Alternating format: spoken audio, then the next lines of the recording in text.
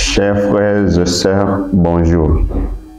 Aujourd'hui, nous célébrons la solennité du Saint-Sacrement, une fête instaurée dans l'Église pendant les Conciles de Trente et instituée par Jésus-Christ lors de la dernière scène pour que soit perpétué le sacrifice de la croix jusqu'à ce qu'il vienne et que perdure le mémorial de sa mort et de sa résurrection. La lecture qui nous accompagnera pendant notre méditation est tirée de l'Évangile de notre Seigneur Jésus-Christ selon Saint Luc, chapitre 9, des 11e à 17e versets. En effet, aujourd'hui nous célébrons la solennité du Saint-Sacrement, le cœur de notre foi catholique.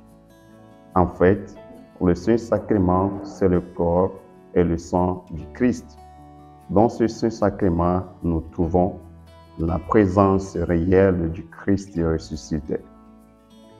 L'Évangile d'aujourd'hui nous présente Jésus qui nourrit et rassasie la foule.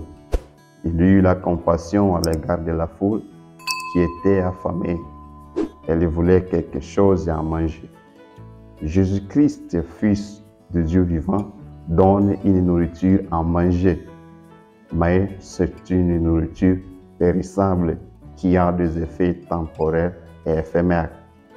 Mais Jésus ne veut pas seulement donner cette nourriture périssable. Il veut aussi nous offrir la nourriture impérissable qui, lorsqu'on la mange, rassasie pour toujours. Cette nourriture éternelle dont nous parlons n'est autre que lui-même qui se donne à nous sous les espèces du pain et du sang. Autrement dit, il s'agit de l'Eucharistie, dont la solennité que nous célébrons aujourd'hui manifeste justement le mystère ineffable. Il a voulu nous donner ce sacrement comme une nourriture spirituelle. Ce sacrement, il a voulu nous donner ce sacrement comme une nourriture spirituelle qui nourrit, qui fortifie ceux qui vivent de sa vie.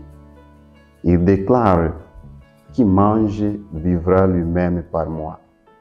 Jean chapitre 6, verset 57. Le verset 16 de notre lecture d'aujourd'hui nous montre le même geste posé à la dernière scène. Nous, comme chrétiens, il nous faut chercher à manger cette nourriture spirituelle pour que nous ayons la vie éternelle. Car il dit: qui mange mon corps et boit mon sang a la vie éternelle. Jean chapitre 6, versets 53-54.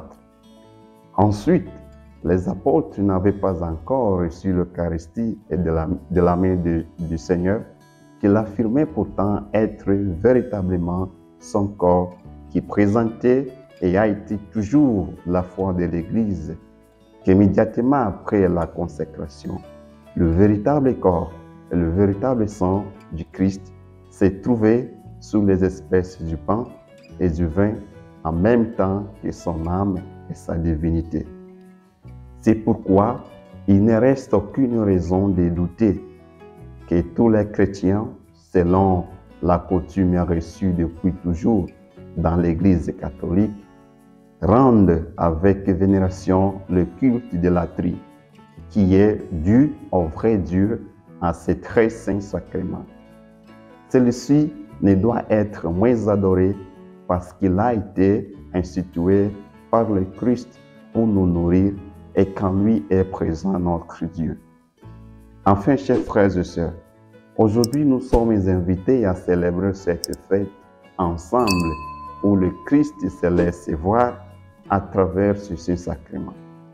Reconnaissons sa présence réelle, vraie et substantielle dans ce Saint-Sacrement, source de notre vie. Qu'il soit connu et aimé de tous, notre Seigneur Jésus-Christ.